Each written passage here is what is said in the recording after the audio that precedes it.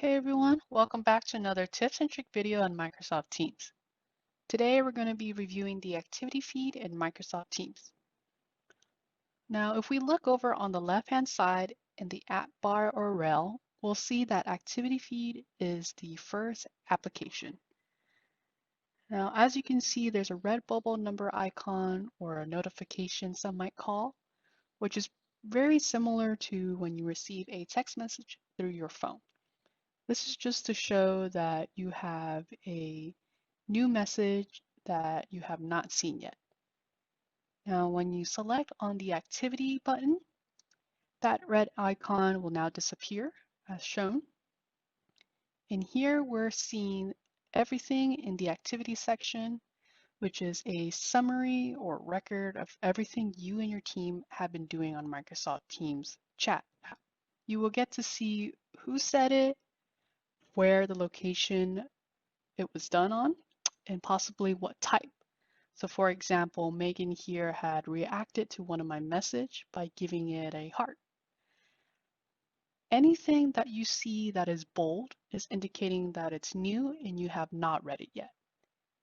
So if we select on this message here that Megan has given me a thumbs up on, you can also see that on the right pane, it highlights very softly a yellow tone just to give you an ease of eyes on where this message is located at. So again, to show that, I'm going to go ahead and click on this. And you see right here on the right pane again, it was highlighted yellow. Now, a few things to note back on the top is on the drop down under feed, you can see all feed that everyone has said, or you can see specifically any activities that you have done in Microsoft Teams. You can even then filter it even further by selecting the filter button here or the shortcut Control-Shift-F by narrowing down your search to a keyword. If I want to look for something relates to marketing, I'll narrow it down.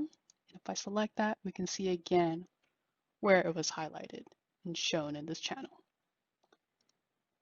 And the same thing can be applied again to feed, which is showing what everyone has messaged or has said and reacted to you. Again, if we do the filtering, we can type out the filter.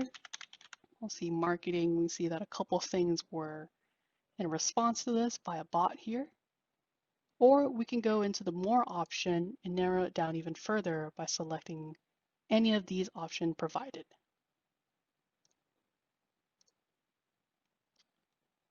All right. If you found this video helpful, please give us a like and hit the subscribe button to be notified when we upload new tips and trick videos. And as always, we'll see you again next time.